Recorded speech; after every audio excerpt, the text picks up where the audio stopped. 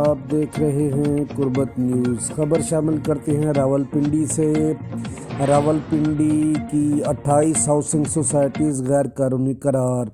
Rawalpindi development authority نے lay out plan منظور کروائے بغیر ڈیولپمنٹ کرنے اور عوام کے ساتھ دھوکہ دہی کے مرتکب ہونے والی 28 ہاؤسنگ سوسائٹیز کو غیر قانونی قرار دیتے ہوئے مقدمات درج کروا دیے۔ تھانہ صدر بیرونی میں 16، تھانہ چونترا میں 7، تھانہ روات میں 3، تھانہ نصیر آباد، تھانہ مورگا میں ایک مقدمہ درج کروا دیا گیا۔ لے آؤٹ پلان کی منظوری کے بغیر چلنے والی ان سوسائٹیز میں موضع پنڈ نصر اللہ کی the avenue housing scheme, Adiala road کی موضع مورگا کی Vidya housing scheme, Chakri road کی Rehbar colony, Rawal enclave, metro homes, safari enclave, doctor Jamil Aslam کی فرینڈ روڈن enclave, ideal agri farm houses, safari green, ideal city, Gulshan Farzand Ali, silver city, Girja road, Kak road, Thalian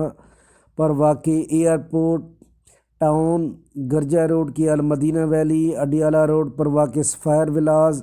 Adiala road کی مریم green city اور اکبر villas,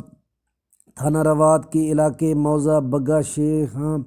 بگا سنگرال کی تقوی ٹاؤن، چک بیلی خان روڈ کی hobby town, Kallian Mughal G T road کی Amir city, Chakri road کی blue world, Abdullah city, Kashmir paradise, April garden, Islamabad farm house, Rawal farm house, CPEC ریزیڈنسیاں شامل ہیں۔ آر ڈی اے کی اسکیم کے انسپکٹر شہزاد محمود نے پولیس کو دی گئی 11 درخواستوں میں متذکرہ بالا سوسائٹیز کے بارے میں بتایا کہ ان ہاؤسنگ سوسائٹیز کے لیے لے آؤٹ پلان منظور نہیں ہیں، ان کے پاس کوئی ڈیولپمنٹ اجازت نامہ نہیں، مگر انہوں نے ڈیولپمنٹ کا کام شروع کر رہا ہے۔ عوام کے ساتھ دھوکہ بازی ہو رہی ہے، جس پر راولپنڈی کے مختلف تھانہ جات نے ایف آئی آر درج کر کے کارروائی شروع کر دی۔